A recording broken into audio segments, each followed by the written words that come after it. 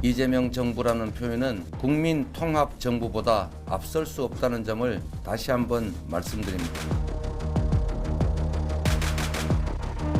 국정은 연습장이 아닙니다. 지금 즉시 실전에 투입될 수 있는 숙련된 프로가 필요하다.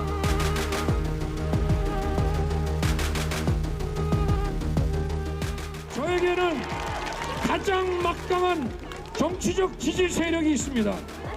바로 국민 아닙니까, 여러분? 여의도의 정치 문법도 정치 셈법도 모르고 여러분의 격려와 응원으로 이 마라톤을 달려왔습니다.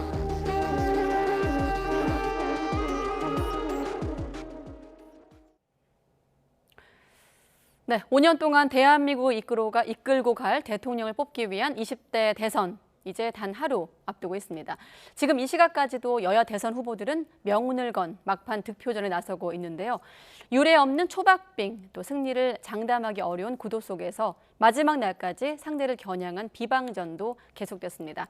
나이트 포커스 오늘은 김관옥 계명대 교수, 이기재 동국대 겸임 교수 두 분과 함께하겠습니다. 안녕하십니까? 네, 안녕하세요. 제가 오늘 이렇게 원고를 준비하려고 이렇게 보다 보니 두 분의 넥타이 색깔이 좀 눈에 띄는데 민감한 시기에 색깔이 각각 구별되거든요. 혹시 의도하신 겁니까? 네, 오늘 뭐 마지막 날이라 일부러 빨간색을 메고 왔습니다. 교수님은요? 좀 뭐 한 달 전부터 계속 이 파란색이었던 것 같아요. 아, 그랬나요? 네, 저는 우연이라고 답할 줄 알았는데 알겠습니다. 자, 첫 번째 질문으로 22일간의 치열한 레이스를 한번 돌아볼 텐데 한번 이렇게 질문 드려볼 거예요. 이번 대선 국면에서 혐오, 비호감 얘기를 두 분과 화요일마다 만나서 많이 했는데 돌아봤을 때 가장 좀 눈살을 찌푸리게 했던 대선 국면 어디였습니까? 그러니까 유세를 할 때도 그렇고 계속 이 네거티브 중에 이제 대장동이 나오는 부분들이 굉장히 껄끄러웠어요. 그러니까 정책이 거의 뭐 정책 경쟁이라기보다는 그냥 네거티브 경쟁 뭐 이런 것이 가장 좀 눈살을 찌푸리게 했는데 네. 그것보다 더 사실은 충격적이었던 것은 갑자기 새벽에 이 단일화가 갑자기 날라 들어오는 장면은 국민이 완전히 배제된 거 아닌가 여기에서 사실은 국민적 동의가 없는 그런 단일화라는 것은 사실 뭐 어떻게 보면 국민들은 거기서 소외돼 버리는 거잖아요. 네. 그때 받았던 어떤 충격은 저는 굉장히 좀 불쾌했다. 뭐 이런 생각이 좀 들었어요. 교수님은요? 저는 뭐 단일화 같은 경우는 사실 이번만이 아니라 역대 선거에서 늘 있어왔던 거거든요. 그리고 네거티브도 사실 뭐 이번에 가장 심했다고는 하지만 있어왔고, 근데 사실 배우자 논란은 아마 처음이었던 것 같아요. 그래서 사실 윤석열 후보의 배우자인 김건희 씨나 그다음에 김혜경 씨 이 두 분이 이제 다 어떻게 보면 국민들한테 대국민 사과라고 뭐 눈물을 보이시고 했는데 그런 장면들이 참 좀 눈살을 찌푸리고 참 선거에 대해서 참 국민들이 걱정하는 그런 상황이 아니었나 생각이 듭니다. 네, 알겠습니다. 여러분이 꼽는 비호감 장면은 어디였을까요? 그리고 어떤 후보가 더 그 비호감을 극복했을까요? 자, 하나씩 여쭤보도록 하겠습니다. 자, 여야 대선 후보들 마지막 선거 운동 날까지 최후의 승자가 되기 위해 호소를 했습니다. 발언부터 들어보도록 하겠습니다. 주가 조작 이런 거 정말 하면 안 되죠. 제가 뭐 누구 겨냥해서 하는 얘기가 아닙니다. 이게 지금 어제 오늘의 일이 아니잖아요. 이 주가 조작이나 뭐 통정 매매를 포함해서 뭐 펀드 판매 사기나 이런 것들이 사실 매우 광범위하게 벌어지는데 이거에 대한 제재가 거의 없어요. 발각이 일단 어렵기도 하고 잘 안 하기도 하고 발각돼도 처벌 형량이 정말 거기서 본 이익에 비하면 너무 적은 겁니다. 저는 여의도의 문법도 여의도의 셈법도 모르는 사람입니다. 오늘 이 자리에 우리 제주도민 여러분과 국민 여러분께서 불러 세워 앉혀주셨습니다. 누구에게도 붙인 것이 없고 어떠한 패거리도 없습니다. 여러분, 민주당 사람들은 국민들의 지지로 제가 대통령이 되면 180석을 가지고 제대로 정부를 운영할 수 없게 방해를 하거나 심지어는 우리 당의 이탈자들을 모아 저를 탄핵을 칠 수도 있다고 떠들고 다닙니다. 양당 역대 최대 비호감 선거를 이끌고 있는 양당 후보가 진영을 짜고 스크럼을 짜고 상대 후보가 당선되면 세상 망한다, 대한민국 망한다 이러면서 유권자들을 지금 압박하고 있거든요. 거기에 굴하지 마십시오. 그렇게 해서 35년간 만든 게 뭡니까? 그러니까 다들 판단이 있으세요. 우리 시민들께서 흔들림 없이 압박에 굴하지 마시고 소신 투표해 주시기를 바랍니다. 네, 새 후보 모두 서울에서 이제 유세를 마무리할 예정인데 현장에서 준비가 되면 지금 현장 분위기도 잠시 뒤에 중계를 통해서 알아보겠습니다. 자, 비대면 시대이기 때문에 거리 유세 분위기에 궁금하신 분들은 계속 좀 기다려 주시고요. 자, 어떻습니까? 이재명 후보 먼저 보죠. 청계광장에서 촛불 민심이 호소했습니다. 제가 듣기로는 뭐 어마어마한 사람들이 몰렸다고 얘기를 하더라고요. 그래서 이게 어떻게 보면 이제 마지막 유세이기 때문에 거기가 또 촛불 광장이었잖아요. 네. 촛불 시위할 때 그런 어떤 민주주의 정신을 계승한다. 뭐 그런 맥락에서 이제 청계천을 마지막 유세 장소로 이제 정했던 것 같아요. 네. 거기에 이제 지지자들이 상당히 호응이 많았고 그런 부분들이 이제 힘을 얻어서 지금은 아마 홍대 쪽으로 이동한 것 같더라고요. 네. 지금 뭐 윤석열 후보 같은 경우도 강남으로 이동한다는 것인데 그렇습니다. 결과적으로 그 행보는 실질적으로 여기에서 지금 이 장면에서 가장 중요한 캐스팅 보트가 2030 젊은 층이다. 그러니까 그 마지막 시간을 젊은 층에게 이제 어떤 지지를 호소하는 그런 시간으로 쓰겠다는 것이 이재명 후보가 홍대로 마지막으로 이동하게 된 배경이다. 저는 이렇게 판단합니다. 네, 이재명 후보와 송영길 대표의 모습도 보이고 있는데요. 혹시 현장이 연결이 되면 바로 연결해서 홍대 분위기 알아볼 텐데, 자, 그 전에 교수님은 어떻게 보셨습니까? 오늘 뭐 윤석열 후보 같은 경우는 아주 바쁜 이제 하루를 보냈죠. 그래서 제주에서 시작해서 부산, 그다음 대구, 대전 이렇게 서울로 올라왔는데 첫 유세를 이제 경부선 타고 내려간 거에 비하면 이제 오히려 이제 거꾸로 이제 올라오면서 네. 주로 이제 표를 이제 집중적으로 이제 받아야 하는 전통적 지지 기반의 이제 집중적인 호소를 했다고 볼 수 있고요. 네. 마지막에 이제 그 시청 앞 광장에서 어쨌든 많은 그 지지자들과 함께 연호를 하면서 유세를 했고 지금 이제 그 건대 입구하고 이제 강남을 가는 것 같아요. 역시 네. 이제 청년이겠죠. 아까 김 교수님 얘기하셨듯이 이번에는 처음부터 사실 어떻게 보면 끝까지 청년의 마음을 사로잡기 위한 선거가 되는 것 같아요. 그래서 뭐 민주당은 전통적인 뭐 20, 30대 지지층을 가지고 항상 해왔지만 이번에는 그 보수당인 국민의힘에서 20, 30대의 지지를 받으면서 시작을 하면서 네. 그들의 마음을 얻는 게 굉장히 중요하지 않습니까? 그거는 당장 이번 선거뿐만이 아니라 그건 이제 그 세대가 계속 성장하는 세대이기 때문에 더 집중을 하는 것 같고요.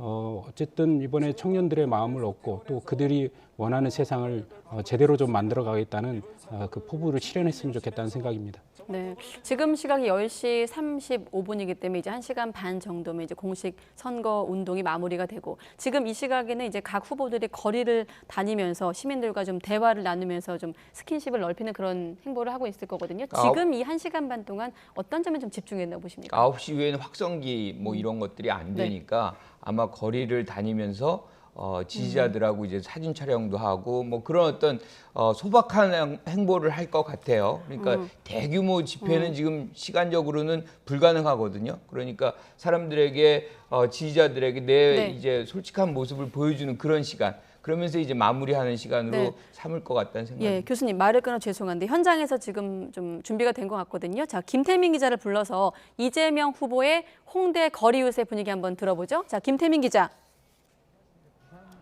네, 서울 홍대 앞 거리입니다. 사람들이 꽤 많이 모였는데 분위기 전해주시죠. 네, 이곳 서울 홍대 앞 거리에 있는 추운 날씨에도 불구하고 수많은 인파가 모여 있습니다. 지금 제 뒤에 이재명 후보가 연단에 올라서 시민들과 직접 대화를 나누면서 유세 연설을 한창 하고 있습니다. 파란 마스크와 옷차림을 한 지지자들이 이 후보의 말에 뜨거운 환호성을 보내고 있습니다. 이 후보는 앞서 밤 10시쯤에 이곳에 도착해서 거리를 걸으며 시민들과 직접 대화를 나누고 사진을 찍으며 인사를 나눴습니다. 대선을 하루 앞둔 오늘 수도권 전역을 돌았던 이재명 후보. 이제 공식 선거운동 종료까지 2시간여밖에 남지 않은 가운데 이렇게 마지막 유세지로 젊은이들의 거리인 이곳 서울 홍대 앞을 선택했습니다. 이 후보는 확성기를 이용할 수 있는 밤 11시까지 이렇게 유세를 벌이고 선거운동이 끝나는 자정까지는 직접 발로 거리를 누비며 22일에 치열했던 선거운동 강행군을 마무리합니다. 이재명 후보는 선거운동 기간 모두 80차례의 현장 유세를 벌였는데 이 가운데 서울과 수도권 지역이 47차례로 60%에 육박했습니다. 그만큼 이번 대선을 판가름할 핵심 유권자들을 수도권, 그것도 청년층으로 보고 끝까지 표심 확보에 심혈을 기울인다는 전략입니다. 특히 이번 유세 제목을 절박제명이라고 이름 붙일 만큼 한 표가 간절한 상황인데요. 자정까지 직접 발로 뛰면서 유권자 한 사람이라도 더 만나 지지를 호소한다는 각오입니다. 이재명 후보는 내일은 공식 일정 없이 자택에서 휴식을 취하며 개표 결과가 공개되는 운명의 순간을 기다릴 예정입니다. 지금까지 서울 홍대 거리에서 YTN 김태민입니다. 네, 막바지 유세지로 젊은이들의 거리, 홍대 앞을 선택한 이재명 후보 유세 현장 보셨고요. 자, 이번에 윤석열 후보 현장으로 가보도록 하겠습니다. 앞서 말씀드린 대로 강남역에서 지지자들에게 호소를 하고 있는데요. 투표 참여를 독려하고 있습니다. 바로 또 취재기자 불러보죠. 이경국 기자. 네, 서울 강남역에 나와 있습니다. 네, 강남역 마지막 유세 역시 사람들이 많이 모였네요. 네, 그렇습니다. 지금 시각 밤 11시를 향해 가고 있습니다. 자정까지인 공식 선거운동 시간 이제 정말로 얼마 남지 않았습니다. 오늘 제주에서 서울까지 말 그대로 전국구 유세를 펼친 윤석열 후보, 지금 이곳 강남역에 도착을 해서 연설을 진행을 하고 있습니다. 늦은 시각이지만 시민들 정말 많이 모였고요. 또 많은 지지자들도 이 윤석열 후보 이름을 연호하면서 응원을 보내고 있는 상황입니다. 윤석열 후보 이곳에서 지금 소형 확성기로 간이 유세를 마친 뒤에 직접 이 강남역 일대를 도보로 이동하면서 시민들과 일일이 인사를 나누고 또 지지를 호소한다는 계획입니다. 오늘 거리 인사 일정에는 이번 일정에는 투표하면 이깁니다라는 제목이 붙었습니다. 이 박빙 판세가 예상이 되는 만큼 윤석열 후보 시민들의 적극적인 투표 참여도 함께 독려할 것으로 예측이 되고 있습니다. 윤석열 후보 22일간의 공식 선거운동 기간 이 전국 곳곳을 돌면서 모두 앞에 96번의 현장 유세를 펼쳤습니다. 수도권 지역에서의 유세가 42번으로 가장 많았고요. 불모지 호남도 5차례 방문하는 등 과거보다 더욱 공을 들이는 모습이었습니다. 유동인구 특히 청년층이 많은 이곳 강남역에서 수도권 표심을 공략하며 대장정에 윤석열 후보 마침표를 찍는다는 계획입니다. 지금까지 서울 강남역에서 전해드렸습니다. 네, 각각 현장을 연결해서 유세 현장 분위기 봤는데 겹치는 부분이 청년층이 많이 다니는 거리긴 합니다. 어떻게 보셨습니까? 그렇죠. 이제 마지막에 이제 1시간 반 남았나요? 네. 이쯤 되면 이제 후보는 거의 뭐 본인을 이제 완전 연소시켰다고 봐야 될 정도로 거의 기진맥진한 상태고요. 네. 이 상태에서 사실 아마 마지막 호소를 하고 있을 텐데 그 대부분 이제 선거를 뛰었던 후보들의 공통적인 이야기들이 이 시간대에 얘기하는 어떤 열심히 하겠습니다라는 외침이 네. 정말 자기의 초심이라는 진짜 초심을 연상할 때 뭘 연상할 거냐라고 할 때 투표 어쨌든 선거운동 마지막 1시간 전에 국민들을 향해서 머리 숙이면서 열심히 하겠다고 했던 그때 그 마음 네. 이거를 이제 초심이라고 한다고 하는데 그 초심들을 잃지 않고 두 후보가 누가 되든 정말 국민들을 섬기는 대통령이 되기를 희망해 봅니다. 네, 앞서 두 기자가 설명해 줬는데 이재명 후보 같은 경우는 58.5%가 수도권 유세였습니다. 서울과 수도권이 47회였고 윤석열 후보 같은 경우도 수도권 유세가 42번으로 가장 많은 것으로 지금 파악되고 있는데 자, 두 분이 보는 현재 수도권 판세를 한번 짚어볼 텐데 사실 수도권 민심은 뭐 승부처라고도 부를 수 있습니다만 굉장히 복합적인 민심이 있는 곳 아닙니까? 그렇죠. 그러니까 지금 수도권에서 이기면 사실상 이기는 그런 게임이 되는 거기 때문에 두 후보 모두 다 여기다가 이제 모든 힘을 다 쏟았다 이렇게 얘기할 수 있는 것이고 지금 서울 같은 데에서는 거의 백중으로 이제 맞물려 가는 것 같아요. 그리고 경기, 인천 같은 경우는 아무래도 이제 경기지사를 했었기 때문에 이재명 지사가 약간 백중 우위 뭐 이 정도의 어떤 판세로 저는 파악을 합니다. 네. 이것이 실질적으로 이제 구현이 된다 그러면 지금 초박빙 선상에서 누구든 이 수도권의 우위를 점하는 사람이 승리에 가까이 갈 수 있는 그런 단초가 만들어지는 거 아닌가 이렇게 생각합니다.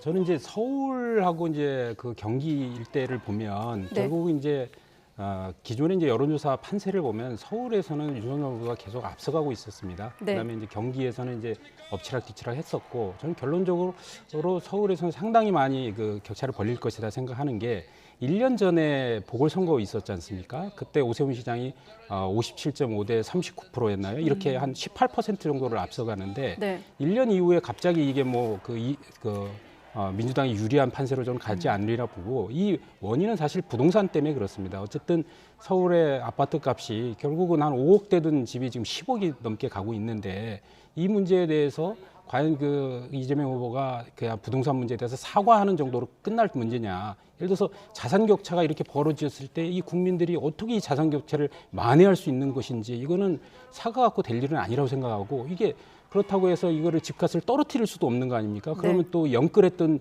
마지막에 집을 산 사람들은 또 어떻게 되겠습니까? 이렇듯이 저는 이 문제에 대해서는 정말 책임지고 넘어가야 된다. 그래서 정말 부동산 문제라든가 이 정권이 잘했으면 민주당 정권에 표를 주겠지만, 정권 연장에 그렇지 않고 심판을 필요로 한다면 반드시 국민의힘에 투표를 해서 실제로 성난 어떤 부동산 민심을 보여줘야 된다, 이런 말씀드리고 싶습니다.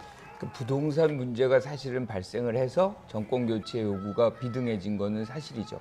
그 부분에 대해서 뭐 문 대통령도 그렇고 이재명 후보도 그렇고 상당 부분 사과를 했어요. 근데 문제는 이제 이분들은 향후 5년을 이제 책임지실 분들이거든요. 그러니까 그들의 정책이 어떤 것인가라고 본다 그러면 그 해결점이 있는지 없는지를 유권자들은 파악할 수 있는 거거든요. 지금 이재명 후보가 가장 강조하는 거는 1가구 1주택에 대해서는 세금을 낮추고 또 뭐 어떤 금융 규제 같은 것들이 있잖아요. 네. 그것도 최소화해서 정부가, 국가가 사실상 1가구 1주택에 관해서는 언제든지 보장할 수 있는 그런 시스템을 만들겠다라고 얘기를 하는 것이에요. 더 문제가 되는 것은 사실은 다주택을 갖고 있는 분들이잖아요. 그러니까 이걸 차별화시켜가지고 시장을 안정시키고 공급을 늘리겠다, 이 얘기를 계속 하고 있기 때문에 저는 국민들이 그 부분에 대해서 아직도 우려가 있다 그러면 정권 교체 이론이 여론이 막 비등해야죠. 그런데 어느 순간부터 사실은 그런 어떤 비등한 정권 교체 요구보다는 오히려 뭐 무원칙한 그 단일화의 과정들, 그리고 성문제에 대한 어떤 뭐 마초적인 어떤 이 경향성, 윤 후보의 뭐 이런 것들이 이제 화두가 되면서 이런 걸 오히려 평가하는, 이걸 오히려 심판하는 그런 경향성이 늘어나고 있다. 그래서 우리가 마지막으로 올수록 사실은 그런 정권 교체 열기는 굉장히 이제 사실상 줄어들었다고 보는 거거든요. 그래서 네. 특히나 2030의 여성분들이 상당 부분 마지막 부분에서 사실상 이렇게 넘어오는 이런 장면들이 굉장히 많이 벌어지고 있고, 그것은 윤 후보와 이준석 대표가 갖는 그런 어떤 이 남성 위주의 어떤 정책 뭐 이런 것들이 강조가 되면서 특히나 구조적인 성차별이 없다. 네. 뭐 이런 얘기는 사실 여성들한테는 굉장히 충격적이거든요. 그러니까 우리가 이건 데이터로 뭐 많이 나오고 있는 부분이고, 이따가 우리가 좀 더 자세하게 얘기할 네. 거니까 그때 가서 또 네. 하도록 하죠. 여성 표심 얘기는 여성의 날 메시지도 얘기할 때 할 기회가 있을 것 같고요. 제가 조금만 더 보완해서 말씀드리면, 저는 뭐 이재명 후보가 문재인 정부의 부동산 정책하고 차별화에 대해서 얘기하고 있다는 거는 알고 있습니다. 그래서 사실은 그 국민들이 좀 관심을 갖고 지켜보는 것일 수도 있고, 혹은 지금 이재명 후보의 공약과 윤석열 후보의 공약이 차별성이 없어져 버린 문제가 생겼는데, 네. 문제는 선거 때는 무슨 얘기를 못 하겠습니까? 그러니까 2년 전에 총선 때도 그 강남 지역을 중심으로 해서 민주당 후보들은 종부세 없애겠다, 그다음에 공급 늘리겠다, 그 얘기 숱하게 했어요. 그런데 그분들이 180석 된 뒤에 그 이후에 그 얘기 했습니까? 전혀 안 했어요. 민주당은, 그러니까 한 사람이 어떻게 이재명 후보가 예를 들어 대통령이 된다고 해서 민주당 정책이 갑자기 바뀌나요? 그들의 기본적인 정강 정책의 노선이라는 게 있는 겁니다. 그렇기 때문에 항상 그 집 있는 사람들, 그리고 이런 사람들을 굉장히 뭐 부자들에 대해서 억누르는 정책들을 계속 해왔기 때문에 저는 이게 이재명 후보 한 사람이 돼서 될 문제가 아니다. 그러니까 어떻게 이재명 후보가 돼도 그 무리들에서 사람을 뽑아 쓰게 돼 있는 거 아니겠습니까? 그러면 똑같이 돌아갈 것이다, 이렇게 말씀드리고 싶습니다. 네. 뭐 아시다시피 여론조사 공표 금지 기간이고 양측 모두 초박빙 구도 하에서 지금 서로 판세를 둘러싸고 정반대 해석을 내놓고 있거든요. 양측의 판세 분석도 들어보겠습니다. 이재명 후보의 막판 상승세가 아주 뚜렷합니다. 승리 가능성이 매우 높아졌다 이렇게 판단합니다. 오늘 후보의 얼굴을 보셔도 알겠고 저를 보셔도 알겠지만 표정이 매우 밝아지지 않았습니까? 정치인의 얼굴에는 효심이 담겨 있다 이렇게 얘기합니다. 1.5% 정도 승리할 수 있을 것 같다. 또한 저의 예측이 현실화될 것 같습니다. 저희 후보가 그 여론조사 블랙아웃 기간에 들어가기 전에 조사에 따라 좀 다르지만은 5에서 8% 정도 사이에 이제 좀 지지율 격차를 유지하고 있었는데 결국엔 나중에 이제 그때까지 마음을 정하지 못하셨던 분들이 이제 결국 그 득표 성향을 정하게 되면은 많게는 한 10%까지 차이 날 수 있다 이런 생각하고 있습니다. 네, 이를테면 여론전이잖아요. 지금 발언들은. 저는 이 부분은 이제 실질적으로 이분들을 알고 있어요. 왜냐하면 당은 계속해서 이제 공표가 금지된 이후에도 지금 여론조사를 하고 있거든요. 흐름을 쭉 갖고 있습니다. 아마 여야 후보 다 똑같이 갖고 있을 텐데 네. 어떻게 해서 이렇게 수치가 다른지 그건 의아한 얘기죠. 근데 저는 그 부분에서 누군가는 이제 거짓말을 하고 있다라고 생각을 해요. 그런데 제일 중요한 거는 현실적으로 우리가 지금 공표가 금지되기 바로 직전이 3월 2일이었어요. 네. 그때 수치를 보면 40대 40, 38대 39 굉장히 비등한 차이였는데 갑자기 지금 국민의힘에서는 10%의 차이를 만들 것이다라고 얘기를 한다 그러면 그게 얼마나 현실성이 있는 것인가. 그 이후에 사실 나타난 어떤 이슈들은 국민의힘 즉 윤석열 후보에게 오히려 더 부정적인 일들이 많았거든요. 그러니까 단일화도 사실 굉장히 무원칙적이고 기습적으로 되면서 그 역풍이 굉장히 크게 불었다. 이게 이제 사실은 국민들이 많이 느끼는 부분이고 또 하나가 뭐냐면 김만배 씨 녹취록에 관련해서 대장동에서 실질적으로 어떤 책임을 가지고 있는 분이 윤석열 후보와 상당히 연관이 돼 있다. 이런 얘기들이 나왔거든요. 네. 그러니까 어떻게 보면 부정적 효과를 낼 수 있는 사안들의 어떤 일들이 그 사이에 이제 더 많이 윤석열 후보 쪽으로 벌어졌는데 지지율은 오히려 더 커졌다. 차이가. 이거를 우리가 어떻게 해석할 수 있는지 저는 이런 부분에서 본다 그러면 지금 우상호 대표나 지금 유시민 작가가 얘기를 하잖아요. 그 다 지지율을 아는 상황 속에서 왜 자꾸 윤석열 후보의 얼굴이 어두워져 가고 자원봉사자들한테 막 이제 삿대질하고 이런 과격한 어떤 행위들이 나온단 말이에요. 이게 초저감의 발로 아니냐. 이런 얘기들이 있는 거죠. 우리가 상황이 편하면은 사실은 왜 그렇게까지 제주도에 유세 간다 그랬다가 또 그것도 취소하고 그랬다가 이재명 후보 가니까 또 뒤따라가고 이런 이렇게 오락가락하는 장면들이 벌어질까 네. 생각하는 거죠. 사실 지금 나가는 이 대목은 지지층보다는 이를테면 부동층 유권자들이 많이 좀 관심을 기울일 만한 대목이긴 합니다만은 저는 이제 뭘 보면서 이제 윤석열 후보의 표정이 어두워졌다고 얘기하는지 도대체 모르겠어요. 그 본인들 생각 아닐까 싶고 제가 볼 때는 유세장 전경마다 오히려 윤석열 후보는 더 신이 나고 어퍼컷 세레모니도 더 활기차게 하고 있는 것 같은데 그래서 제가 볼 때는 각자의 마음이긴 한데요. 좀 분석을 하면 그렇게 봅니다. 뭐냐면 그러니까 어쨌든 블랙아웃 되기 전에 여론조사가 한 20여 개가 나왔잖아요. 그러면 네. 거기 한 2개 빼고는 전부 다 윤석열 후보가 우위였어요. 보통 한 2~3% 우위였거든요. 제가 볼 때는 근데 이제 여론조사에서 2~3%는 어떤 변화가 생기냐면 이제 여론조사에는 무응답층이 있잖아요. 그럼 무응답층을 이제 투표할 때는 그게 없어지지 않습니까? 이게 다 환원되잖아요. 양쪽 네. 표 진영으로. 그 다음에 투표율이 반영돼요. 예를 들어서 60대 이상의 투표율은 상당히 높지 않습니까? 그러면 거기서 또 표 차이가 생겨요. 투표율이 반영되면.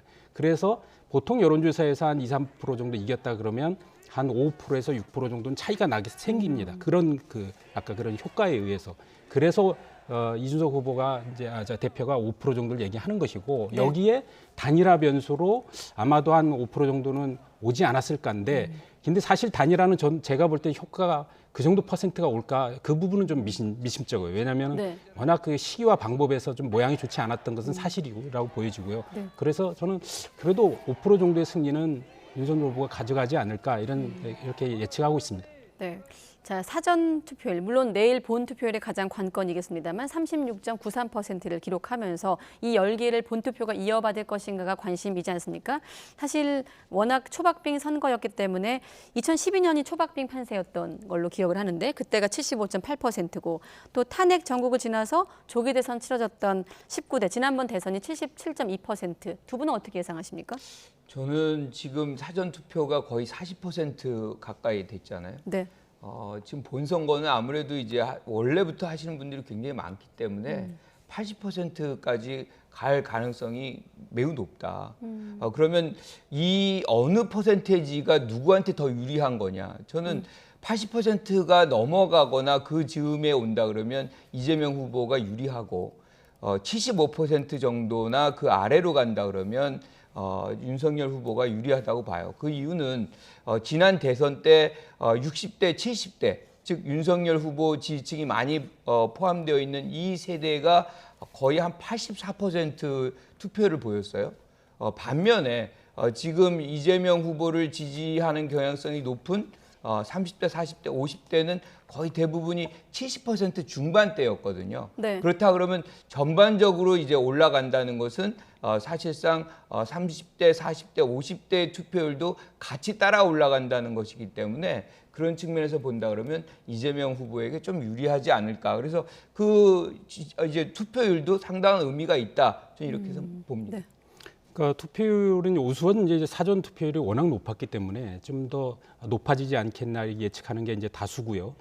그렇지만 어쨌든 총량이 있기 때문에 80%를 넘기는 어려울 거다 저는 이렇게 생각을 합니다. 그리고 어쨌든 지금 국민들을 볼 때는 이제 비호감 대선임에도 불구하고 이번 대선이 갖고 있는 중요한 어떤 터닝 포인트라고 할까 이런 네. 부분에 대해서 생각들을 하고 계신 것 같아요. 예를 들어서 여권 지지자들은 그러니까 예를 들어서 뭐 탄핵으로 인해서 본인들이 권력을 잡았는데 5년 만에 뺏길 수는 없다 이런 어떤 강한 결집을 하고 있는 것 같고 네. 야권 지지층 같은 경우는 이제 훨씬 더 정권 교체에 대한 어떤 결집도가 높은데 그 원인은 단순히 대선뿐만 아니라 그러니까 대통령 권력 그다음에 지방선거도 거의 전패를 했지 않습니까? 대구 경북 외에는 그래서 서울의 25개 구청장 중에 24개가 이제 민주당이 석권할 정도였으니까요. 그다음에 또 국회의원 선거도 180석을 민주당이 다 싹쓸이를 했고 그러니까 대통령 권력, 지방 권력, 국회 입법 권력까지 전부 다 민주당이 갖고 있는 상황에서 이대로는 안 된다. 이게 계속 지속되다 보니까 결국 대법원, 중앙선거관리위원회, 검찰까지도 다 장악되고 있지 않느냐. 이건 막아야 된다라는 어떤 강한 신념들을 갖고 있다고 보여지기 때문에 저는 이제 이 부분에 대해서 어쨌든 그 보수층 그다음에 중도층 같은 경우에는 이번에 반드시 정권 교체를 해야 된다는 차원에서 비호감 대선임에도 불구하고 투표에 참여할 확률이 굉장히 높기 때문에 상당한 투표를 보일 것이다 이렇게 전망합니다. 근데 정권 교체 요구가 굉장히 높잖아요. 그럼에도 불구하고 윤석열 후보의 지지율은 그렇게 안 나오거든요. 그럼 이 괴리가 무엇에서 기인한 거냐라는 거죠.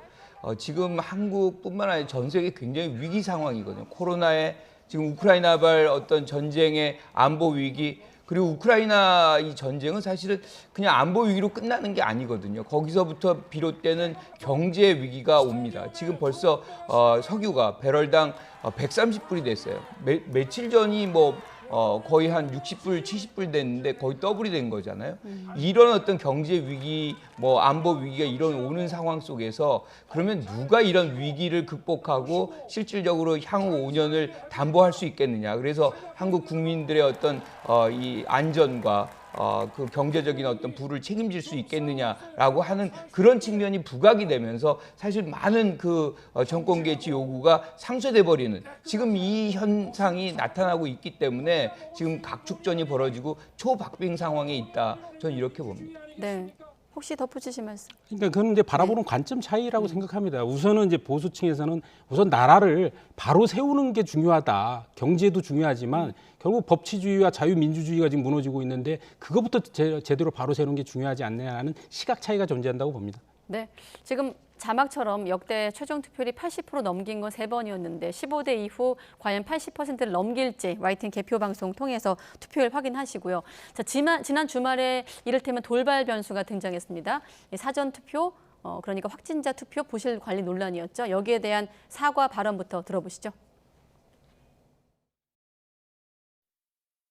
지난 3월 5일 실시된 확진자 및 격리자 선거인의 사전투표 관리와 관련하여 미흡한 준비로 혼란과 불편을 끼친 점에 대해 위원장으로서 책임을 통감하며 국민 여러분께 진심으로 사과의 말씀을 드립니다.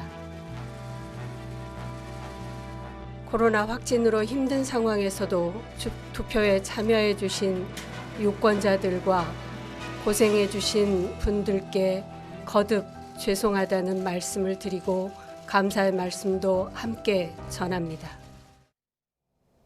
네, 책임을 통감한다는 노정희 중앙선거관리위원장의 사과 발언 들으셨는데 이번 논란에 대한 어떤 대체적인 의견은 비슷하기 때문에 내일이 중요하지 않겠습니까? 본투표, 이 사전투표 논란을 가지고 어떤 분은 예방주사를 맞은 거라고 하셨는데 어떻습니까? 이 사실 선거 이후에도 좀 논란으로 불거질 여지들이 있는 것들이 있거든요. 내일 어떻게 해야 될까요? 그러니까 지금 이제 이미 발생한 거는 어쩔 수가 없어요. 네. 지금 내일 이제 확진자들의 어떤 투표 과정이 어떻게 잘 이루어지느냐 이런 일들이 다시 안 벌어지느냐에 모든 역량을 집중해야 되는 것이 중앙선관위가 해야 되는 일입니다. 혹시 지금 중앙선관위가 발표된 그 확진자 격리자 어떤 투표 동선 중에 우려되는 대목이 있으신가요?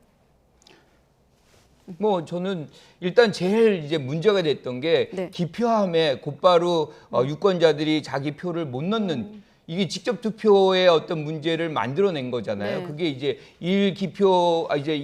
저희 투표장에 하나의 어떤 기표함만 있어야 된다는 그 원칙에 위배된다 그래가지고 그렇게 한 거지만 네. 그거보다 더 중요한 거는 사실 유권자들은 불안하거든요. 자기 표가 어디로 가는지. 분명히 밀봉된 데다가 넣고 싶어하는 그 욕구가 굉장히 강합니다. 그거를 지금 여야 합의로 구성되고 있는 이 중앙선관위가 이렇게 문제를 만들어 놓은 건 굉장히 이제 반성을 해야 되는 부분이고, 근데 이제 여기서 우리가 이 시점에서 중요하게 생각해야 되는 거는 어떤 일도 이제는 더 이상 만들어지면 안 돼요. 왜냐하면 국민의힘 쪽에서 지금 계속해서 사실은 이 부정선거 얘기 논란을 계속 부풀리고 있는 부분들이 있거든요. 네. 황교안 전 대표라든가 뭐 이런 분들이 지금 부정 투표에 대한 어떤 부정 선거에 대한 얘기를 계속하고 있는데 저런 어떤 얘기들이 나오면 그거 자체가 또 신뢰도를 잃게 만들어서 굉장한 혼란을 불러올 수밖에 없어요. 그래서 중앙선관위가 이번만큼은 절대 조금의 어떤 실수도 있어서는 안 된다는 거죠.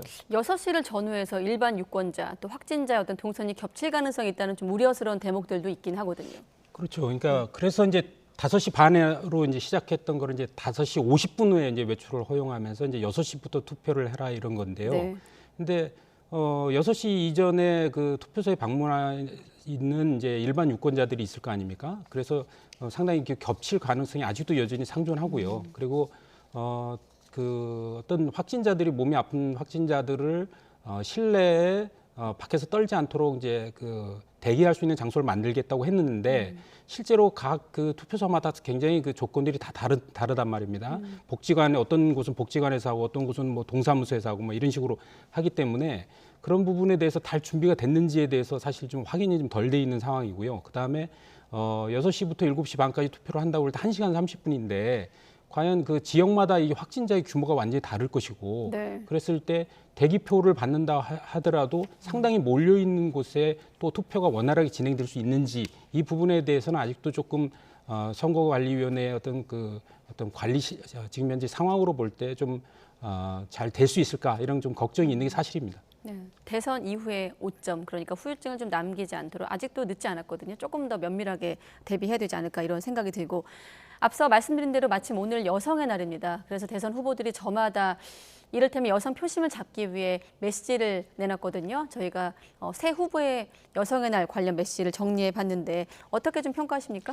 지금 사실 이 부동층이 여성이 70%라는 어떤 조사도 있어요. 네. 그만큼 여성들이 아직까지 후보를 결정하지 못했다는 거죠. 그만큼 이제 비호감 후보들에 대한 어떤 것에 고려할 부분들이 많다. 뭐 이렇게 좀 생각할 수 있는데 저는 오늘이 여성의 날이라는 것이고 내일이 바로 투표이기 때문에 네. 이 여성분들 특히나 20대, 30대 여성분들이 이 여성에 대한 정책을 어떻게 갖고 있느냐를 기준으로 해서 많은 판단을 할 것 같아요.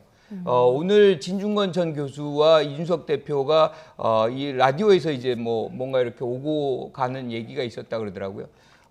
진중권 전 교수가 왜 갈라치기를 해서 이렇게 문제를 만들어 놓느냐 뭐 이런 얘기를 했다는 거죠. 그랬더니 이준석 대표가 그런 적 없다라고 얘기하지만 네. 사실은 제일 충격적이었던 부분들이 윤석열 후보가 여가부 폐지 그리고 우리가 얘기하는 무고 이제 처벌을 강화하는 것 거기다가 더 나가서 지금 구조적인 어떤 이 성차별이 여성 차별이 없다. 뭐 이런 얘기들은 굉장히 충격적이죠. 우리가 아까도 말씀드렸다시피 남자 임금 평균 임금의 한 67.7%만 여성이 받고 있거든요. 이런 부분들은 구조적으로 뭔가가 차별이 이루어지고 있다는 것을 분명히 보여주는 지표인 것이고 우리가 잘 아는 다보스 포럼이 있잖아요. 거기서 2021년에 159개국의 어떤 여성 평등 지표를 낸 적이 있어요. 지수를. 거기에서 우리가 102등입니다. 그러니까 이 정도 되면 굉장히 사실 구조적으로 문제가 있는데 이 부분에 대한 이해가 지금 윤 후보가 안 되고 있다는 거거든요.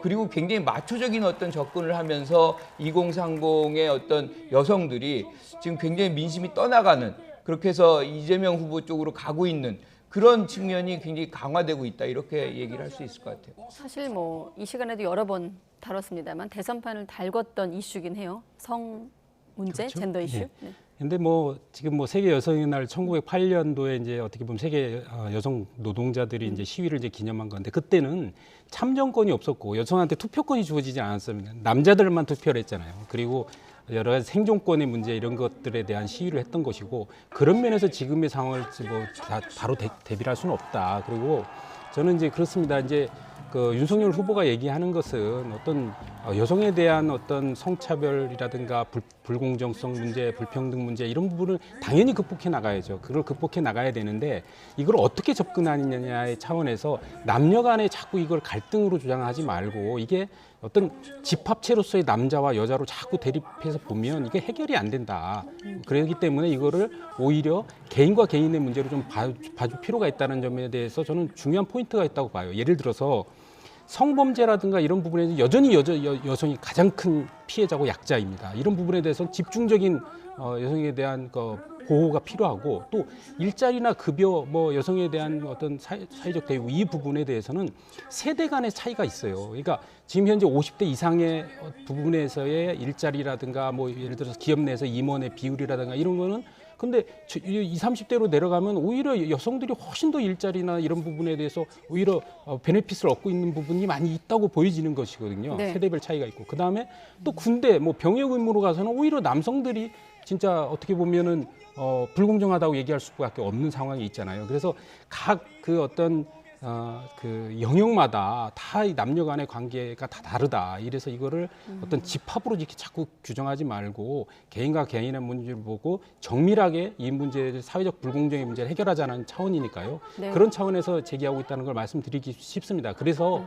여성가족부 폐지하자는 게 여성에 대한 문제를 다 안 하겠다는 게 아니라 그 부서를 만들어 놨더니 쓸데없는 일을 하고 있고 오히려 사실 여성과 관련된 일보다도 그게 부서로서의 존재 가치가 없다 보니까 결국은 가족 문제, 청소년 문제까지 다 끌고 와서 하나의 부처를 겨우 유지하고 있는 상황이니까 이 문제를 좀 완전히 복지의 문제, 그다음에 어떤 공권력의 문제 다 이렇게 좀 나눠서 처리하고 여성과 관련된 문제는 다른 위원회라든가 이런 식으로 해서 좀 더 적극적으로 검토하겠다 이런 차원이니까요. 이거를 네거티브로 좀 보지 말고 이것을 사회적 담론으로 새로운 어떤 이제 앞으로 성평등의 문제에 대한 새로운 접근 방법에 대한 시각으로 좀 봐줬으면 좋겠다 이런 말씀드립니다. 그러니까 윤석열 후보가 우리 이기재 교수님처럼 말씀을 하셨다 그러면 아마 이런 오해가 전혀 없을 거예요. 그런데 우리가 다 국민들이 지켜본 부분이 있거든요. 지금 마구 이렇게 좋게 말씀하셨는데 사실상 이렇게 성을 기준으로 해서 이렇게 갈라치기 한 부분들 다 국민들 느끼고 있거든요. 그래서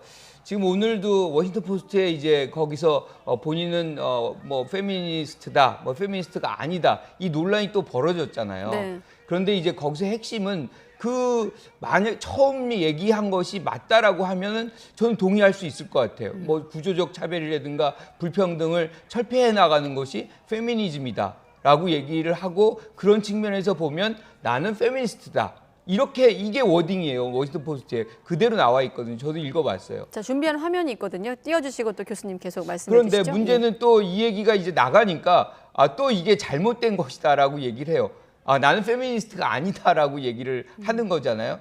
그러면 지금 구조적 철폐라든가 뭐 이런 구조적 차별이라든가 이런 불평등성을 철폐하는데 나서지 않겠다는 건가요?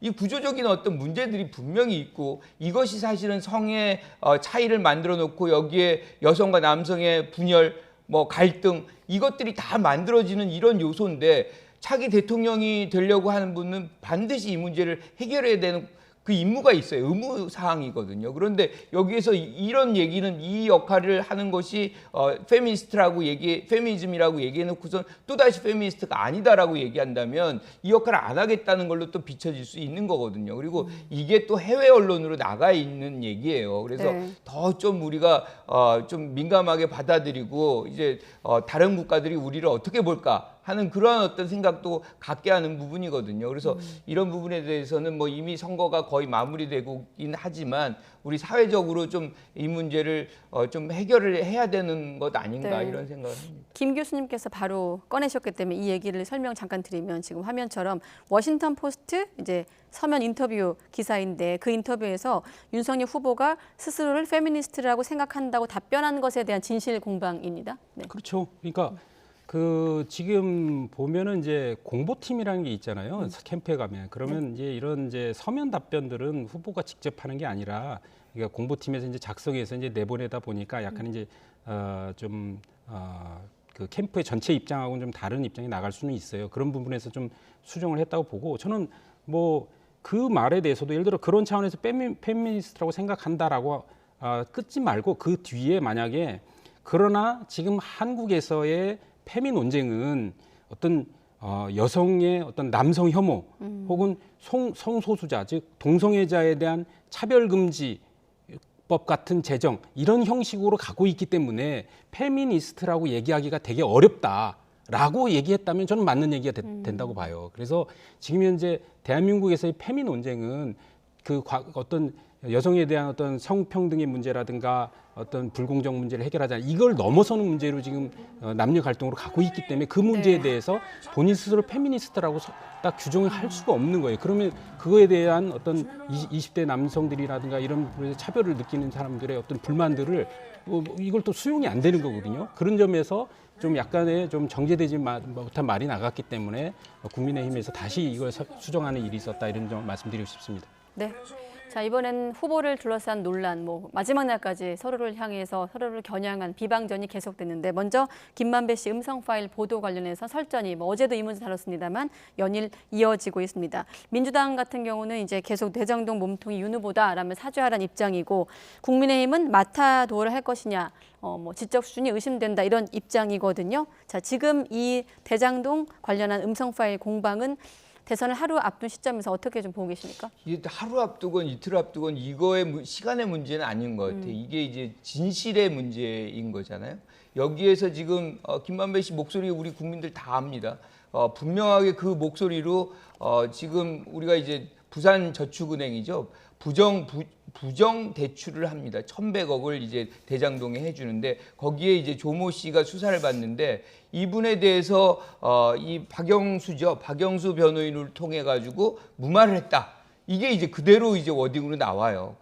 그렇다 그러면 사실상 대장동의 시작이라고 할 수 있는 이 부산저축은행 불법 대출 문제부터가 윤석열 후보가 개입돼 있다. 라는 얘기를 우리가 생각하게 할 수밖에 없는 것이거든요. 네. 그리고 또 한 가지 여기서 또 다른 이제 측면은 뭐냐면 지금 김만배 씨가 이재명 후보 지금 우리는 많은 분들은 이제 사실 대장동의 몸통이 이재명 후보다라고 얘기를 하고 있었고 특히나 이제 국민의힘 쪽에서는 그렇게 지금 얘기를 줄기차게 했었는데 그 당사자인 김만배 씨는 뭐라고 그러냐면 이거 공산당 같은 땡땡이다.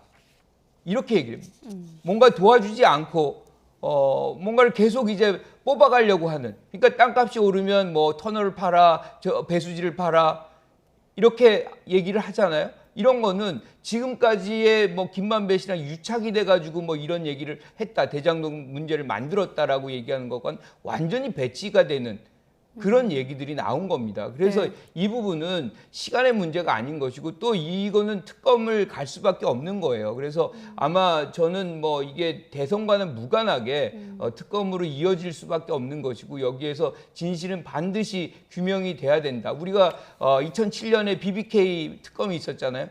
그 당시에 그 진실이 밝혀지지 않아서 사실은 많은 사람들이 잘못된 선택을 할 수밖에 없었던 부분이 있었어요. 또다시 그런 과오를 범하지 말아야 되는 것이죠.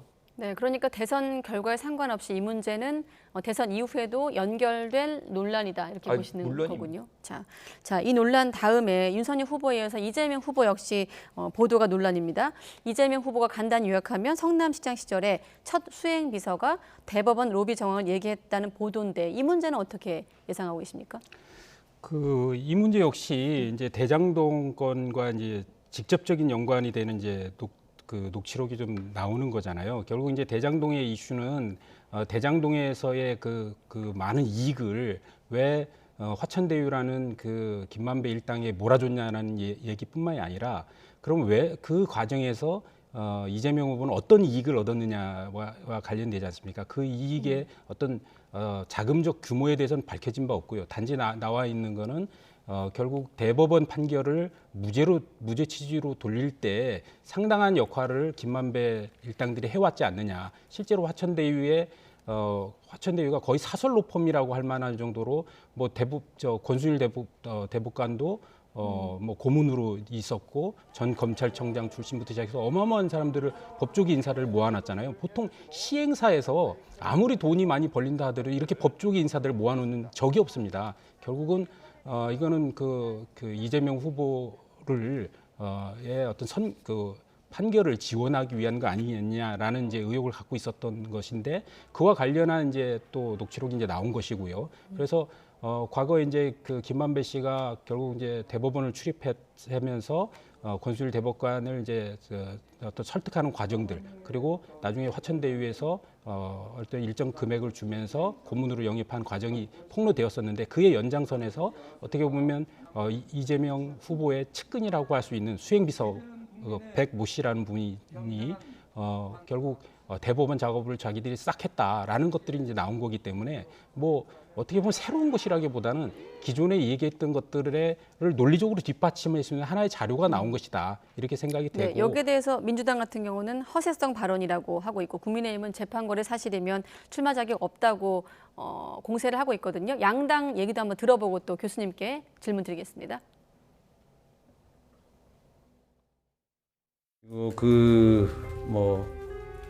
수행비서가 그런 말을 했다 이렇게 말씀을 하시는데 제가 수행비서라는 직책을 폄하해서가 아니라 저도 수행비서가 있습니다만 그런 고급 정보를 수행비서가 알고 있기가 매우 어렵죠. 그래서 저는 막판에 급해지니 이것저것 던지는구나 이런 느낌으로 생각합니다.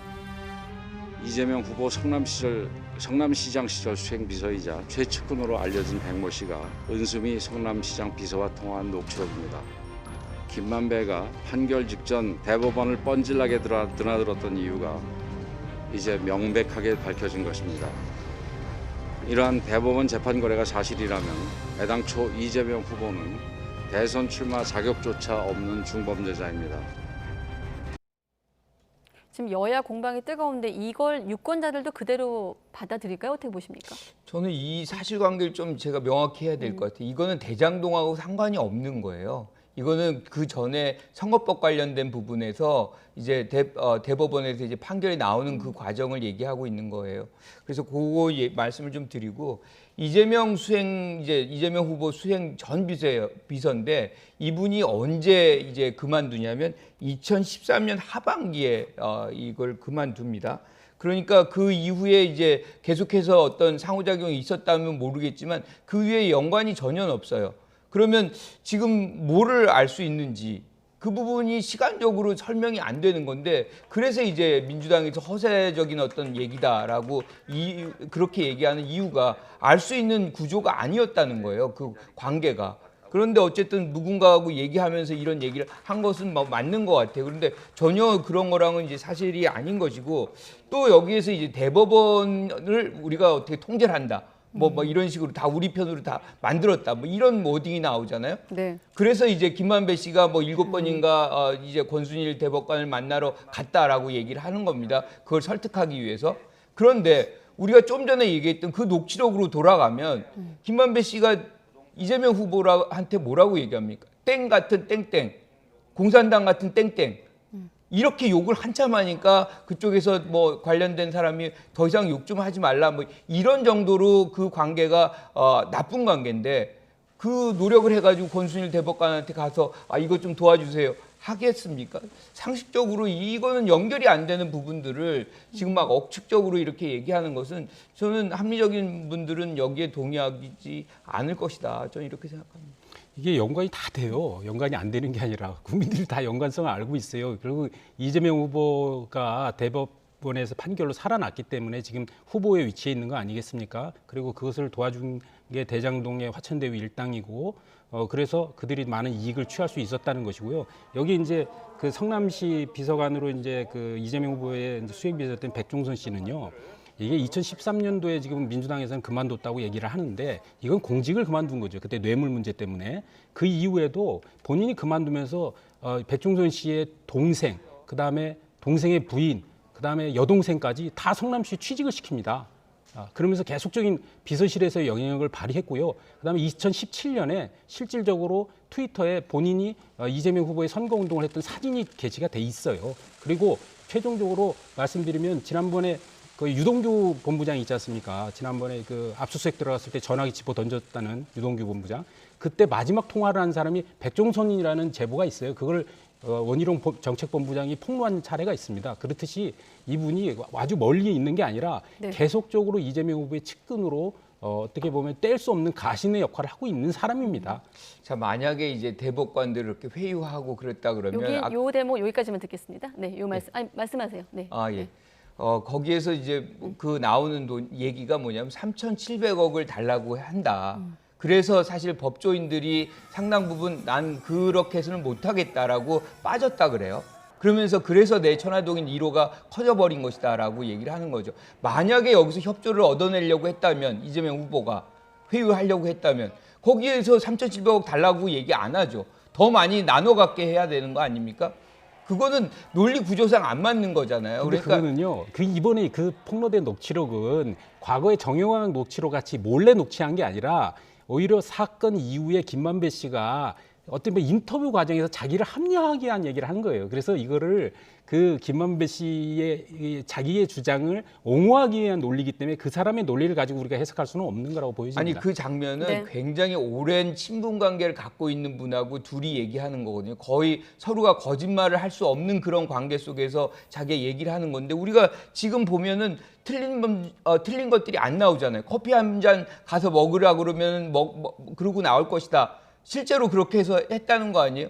틀린 얘기들이 지금 안 나타나고 있는데 그 녹취를 전부 다 전면적으로 부정하겠다는 거는 원하는 것만 얘기를 듣겠다. 네. 그러니까 과거에 뭔가 녹취록이 나오면 그분이다. 700억 누구 거다. 그러면 그 부분은 어떻게 또 다 수용을 하고 또 이거는 수용을 안 하려고 하시는지. 네, 지금 넥타이 색깔만큼이나 두 분의 해설이 좀 다른데 김 교수님 이제 얘기는 이 사건이 대장동 의혹과 별개라고 보시는 거는 이제 2019년 9월 선거법 위반 사건 2심 당선 무효형이 대법원에 간 얘기를 하시는 거고 또 교수님 같은 경우는 대장동 사건의 한 축을 사법거래 의혹으로 보시는 거죠. 그럼요. 예. 네, 시청자 여러분의 이해를 돕기 위해 제가 조금 간단히 요약을 했고 자 끝으로 이 질문까지 드리고 마무리 짓도록 하겠습니다.